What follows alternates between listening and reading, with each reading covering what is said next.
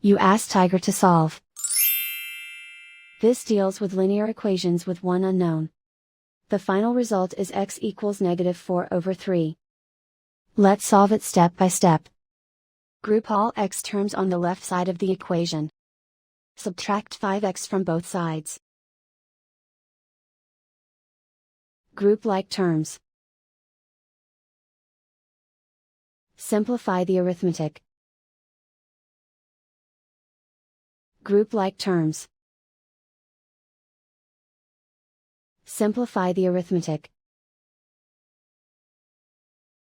Group all constants on the right side of the equation. Add 13 to both sides. Simplify the arithmetic.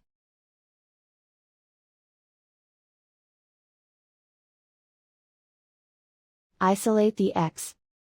Divide both sides by -3. Cancel out the negatives.